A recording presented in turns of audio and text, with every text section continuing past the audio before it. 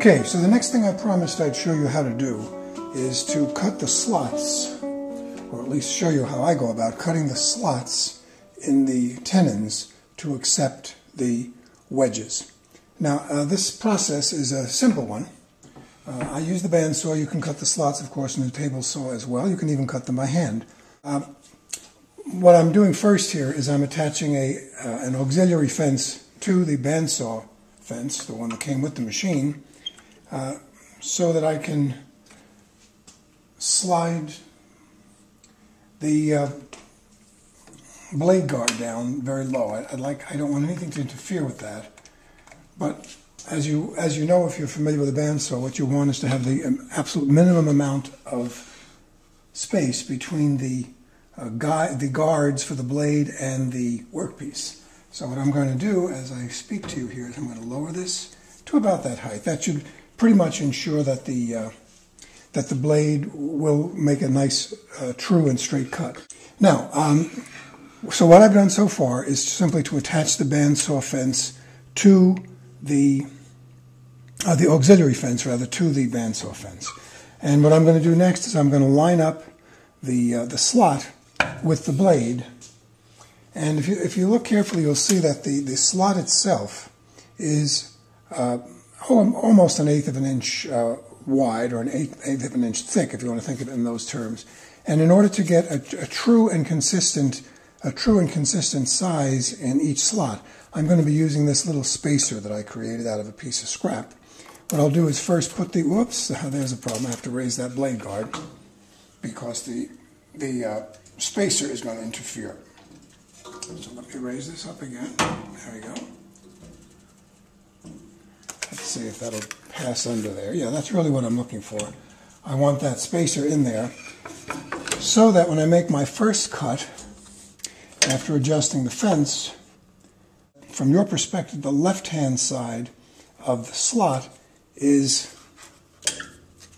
lined up with the blade, allowing, of course, for set, which I'll eyeball that because this blade has a very small set. It's a decent blade, and it's not going to make for any unpleasant surprises. Okay, so there's my first setup.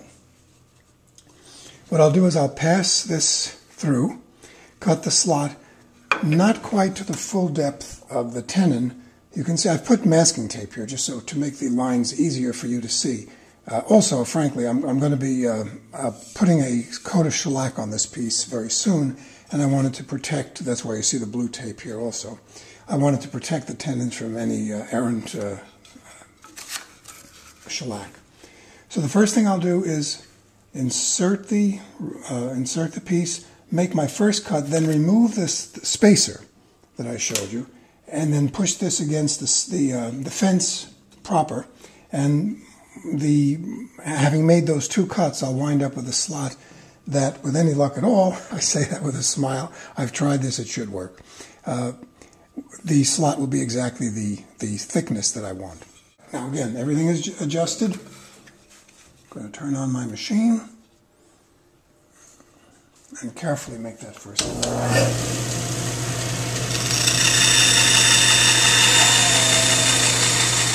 Okay, now I'm going to remove the spacer and do the exact same thing.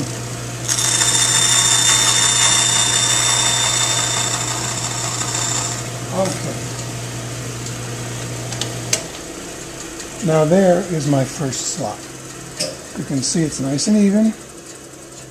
It's just about 1/8 of an inch, as I expected it would be, slightly less actually than 1/8 of an inch wide, or 1/8 of an inch. The opening is about 1/8 of an inch.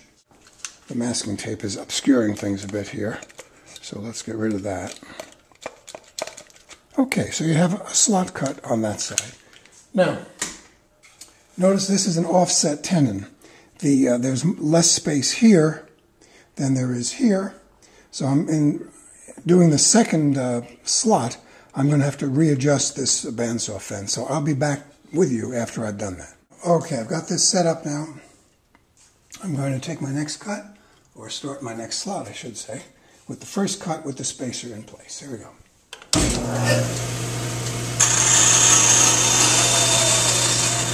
I'm going to remove my spacer.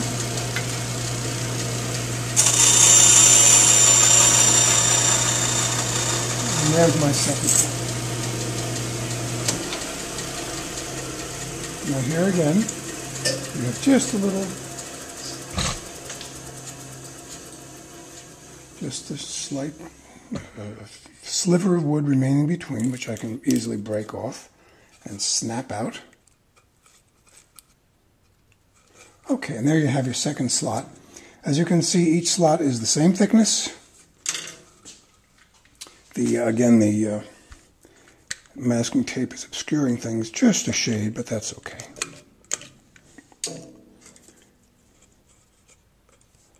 Okay, so those slots are done on this side of what will be actually the long brace on the under the top, supporting the top. Now, next.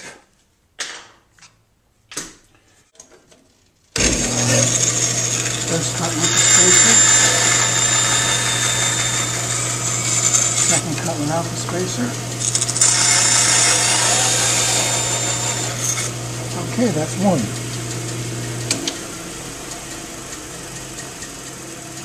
Here again, there's this little sliver of wood in there that I'm removing. Just snapping it at its base. And then it pops right out. Okay, and there's our first of two slots. Readjust the bandsaw for this cut.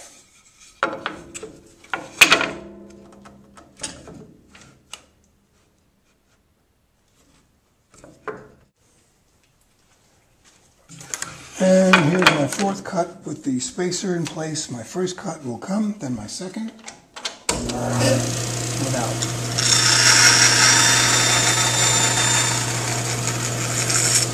My second cut, spacer removed. Okay. Snap off that little sliver in the middle. Snap off that little sliver right there.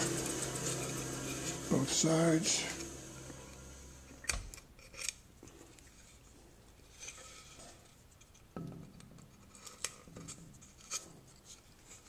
And there's my second cut. Again, the masking tape is obscuring it a bit, but the cuts are exactly what I wanted on both sides and on both ends.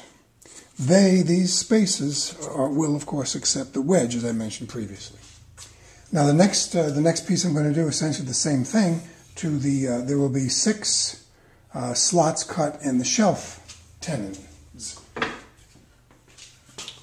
Here you can see this tenon right here has 1, 2, 3 slots on this side and 3 on the opposite side. They will be cut in the same way. Each time I'll be setting up the bandsaw fence, to line up my cut with my pencil marks, and then I will cut the slots out. And having done that, I'll be ready to insert the tenons right through the mortise, drive in my wedge. Of course, when I'm ready to assemble it, glue it up, drive in my wedge, and that'll make that joint just as tight as it can be. And that's the procedure. Once again, just to review, I began with an auxiliary fence attached to the bandsaw fence. I used a spacer in order to establish the distance between each saw cut, and each time I used my pencil marks to line up the cut exactly where I wanted it to be. Also, the depth of that slot is never more than about 1/8 of an inch from the shoulder of the tenon.